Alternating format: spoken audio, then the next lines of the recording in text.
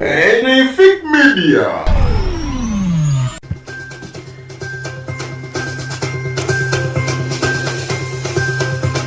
Walwavaina agamba nti fiiki waabwe njagala ebyonoonese nkutuusako mawulire ge nsobola kubeera nga tenfuna ng'akugotasobodde kubeera ng'omanya olwaleero nkwetedde faaza eyasobodde okubeera ng'ate ebintu bimusobako embeera y'obudde n'ekyukamu n'alya byatalina kulya n'akola byakoze. Obusiraamu mugamba nti muwase banna oba oliseeka oba oli taliseeka. Abakatoliki bagamba nti wasa omu naye ate abakulembeze temuwasa. Protestant bagamba wasa omu oba oli ani oba oli ani.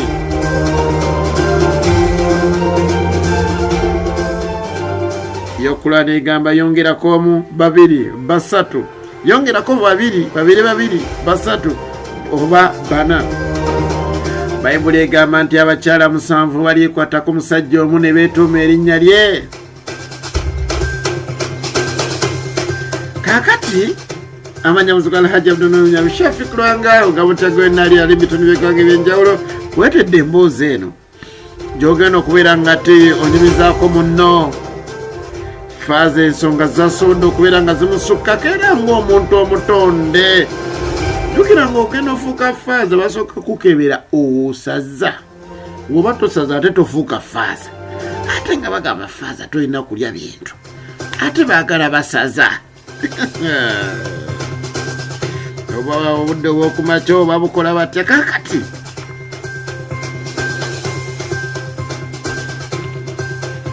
nkuleetedde Father Abe Mwerwa ono nno ng'akola nga omubuulizi wa wali mu Kaunda Square bwe batyo wali mu ggwanga erya Zambia eyasobodde okubeera nga bw'atyo obudde bwazibye bw'atyo n'ayita omu kwaba church members era bw'atyo n'asobola okumugamba nti munnange sooka ojje ate ndaba oba nga nkusabira.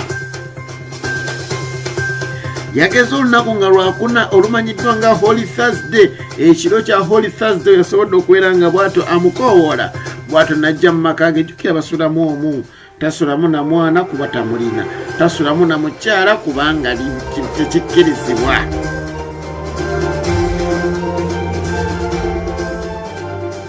Kakati faaza ono yasobodde okubeera nga abeera n'omwana ow'obuwala ono era bw'atyo we yamaze okubeera nga yeemala eggoga ensonga zonna ne zitambula bulungi kyagenza okubeera nga ate obudde bukya ng'ekyamazima omukyala mufu.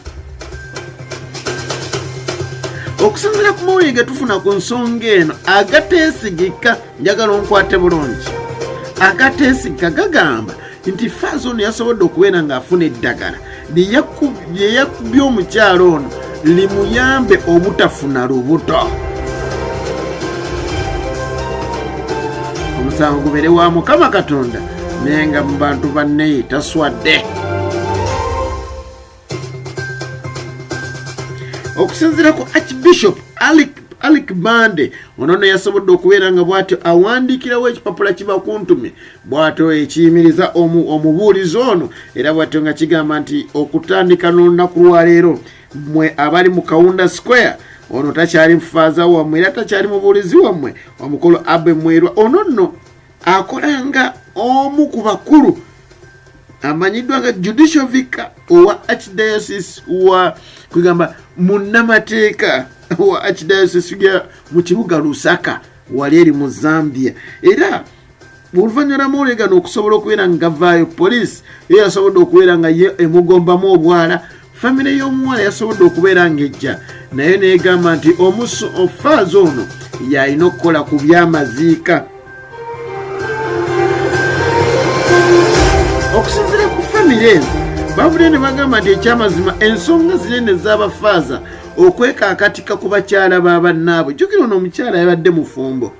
Okusinziira ku faaza ono okwekaakatika ku bakyala b'abannaabwe nga bagamba nti ekyamazima bafaaza bawase kijjewo embeera y'okwekwekereza n'okwegumya kubanga tebalina ngeri gye bayigumyamu era bamaliriza bayitidde okusinziira ku famire eno yavudde negamba nti basaba poliisi eyongereze mu kunoonyereza wadde waliwo mbu gyabadde alwana kulaba ng'olubuto oluvaamu. Jjukira nti mu mwaka gwa 2022 amawulire amangi agasinga okubeera ngatambula gaali wali eri mu kibuga ekimanyiddwa nga Greensburg wali eri mu Pennsylvania.